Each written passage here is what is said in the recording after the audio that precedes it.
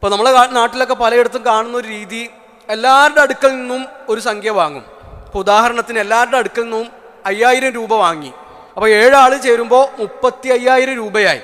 ആ 35,000 നമ്മൾ ഉരുവിനെ വാങ്ങാൻ ചെല്ലുമ്പോൾ ചിലപ്പോൾ അതിന് 40,000 ആയിരിക്കും, ചിലപ്പോൾ അതിന് 30,000 ആയിരിക്കും.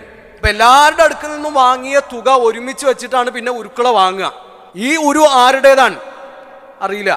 7 ആൾ കൂടിയിട്ട് ഇത് എൻ്റെ ഉരുവാണെന്ന് പറയാൻ പറ്റൂല. കാരണം എല്ലാവരുടെ അടുത്തു നിന്നും വാങ്ങിയ തുക മൊത്തത്തിലെടുത്തിട്ടാണ് എല്ലാ ഉരുക്കളെയും വാങ്ങിയത്.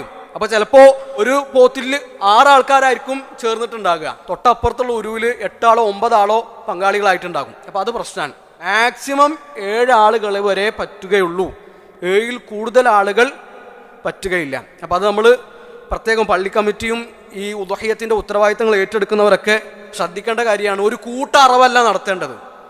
ഇത് 7 ആളുടെ ഉരുവാണ് ഇത് എന്ന് വേർതിരിച്ചറിയാൻ പറ്റണം.